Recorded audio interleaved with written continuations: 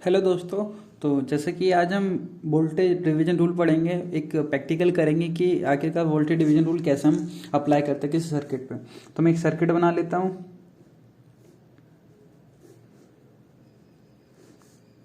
आप normally voltage division rule को अगर आप नहीं लगाते हो तो भी आप केसीएल केवीएल लगा के सर्किट को सॉल्व कर सकते हो। लेकिन वोल्टेज डिवीजन रूल लगाने के कुछ फ़ायदे होते हैं। उससे क्या होता है कि सर्किट आसान हो जाता है। इसको V1 का नाम दे दिया, इसे V2 का नाम दे दिया।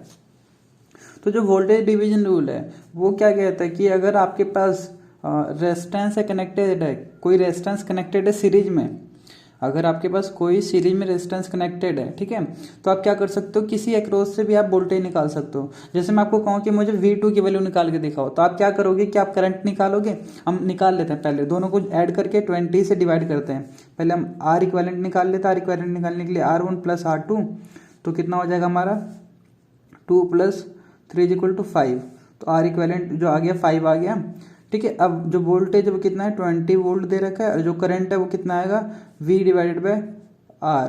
तो 20 डिवाइडेड बाय कितना आएगा 5, तो कितना आएगा 4 एम्पियर। जो करंट आया 4 एम्पियर निकाल आया। अब मैं इसे मल्टीप्लाई करके V1 की वैल्यू निकालने के लिए क्या करूंगा, 4 को मल्टीप्लाई कर दूंगा किससे, 2 से, तो 8 वोल्ट आ गया। और V2 की वैल्यू क्या आएगी, 3 को मल्टीप्लाई करना पड़ेगा मुझे किससे, 4 से, तो कितना आ जाएगा 12 वोल्ट।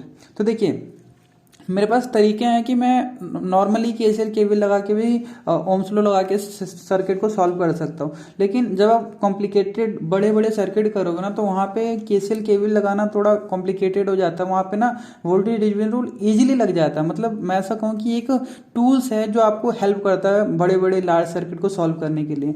जब आप आगे कंटिन्यू करोगे तो आप देखोगे कि आपके पास कॉम्प्लिकेटेड सर्किट आते हैं जिसमें आपको करंट निकालना थोड़ा मुश्किल हो जाता है। आपको किसी पॉइंट पे वोल्टेज दे रखा हो, उस वोल्टेज को कंसिडर करके आप आगे की वैल्यू कंसिडर निकाल सकते हो, डिटरमाइन कर सकते हो, एनालाइज कर सकते हो सिस्टम को।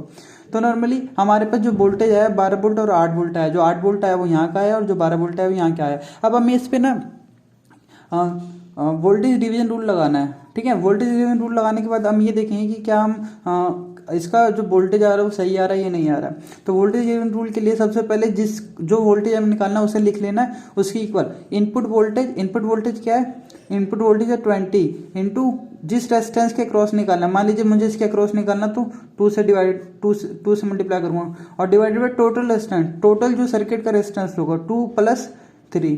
तो जो V1 की वैल्यू आ जाएगी, देखिए क्या आएगी 20 इंटू 2 डिवाइडेड बाई 5। तो 5 ये कितनी बार में, 4 बार में इंटू 2, तो कितना हो जाएगा 8 वोल्ट हो जाएगा। कहने का मतलब क्या है कि अब अगर आपको किसी सिस्टम में वोल्टेज सोर्स ना दिया हो, किसी पॉइंट पे वोल्टेज दे रखा हो, सर्किट बहुत ज़्यादा लंबा हो, कॉम्प्लिकेटेड हो, तो उस जगह आप सर्किट को देखकर ये वैल्यू निकाल सकते हो। सीधा केवीएल आप यूज कर सकते हो। मैं आपको सीधा फॉर्मूला लिख देता हूँ। V1 यानी जो वोल्टेज निकालू, मैंने कैसे निकाला, V इन जो इनपुट वोल्टेज है इंटू R1 जिसके अक्रॉस निकाला है, प्लस R1 प्लस R2, ये फॉर्मूला मैंने लगाया है। आप इसे फॉर्मूला कह लो या अपना तरीका, वैसे तो मुझे याद हो गया। जब मैंने स्टार्टिंग की थी स्टडी करना, तो थोड़ा कॉम्प्लिकेटेड लगा था, लेकिन उतना मुश्किल नहीं है। बस आपको क्या देखना है कि रेजिस्टेंस सीरीज में होने चाहिए। अगर इसके कोई पैरेलल में रेजिस्टेंस आ जाएगा तो आप उसके ऊपर क्या करोगे, वोल्टेज डिवीजन रूल एप्लीकेबल नहीं होगा, फिर आपको इस रेजिस्टेंस को जोड़ के एक करना पड़ेगा। तो वोल्टेज डिवीजन रूल उसी के ऊपर एप्लीकेबल होगा जब तक वो सीरीज में होगा। जैसे वो पैरेलल में आया तो आपका वोल्टेज डिवीजन रूल एप्लीकेबल नहीं होगा। तो थोड़ा आपको ध्यान देना है।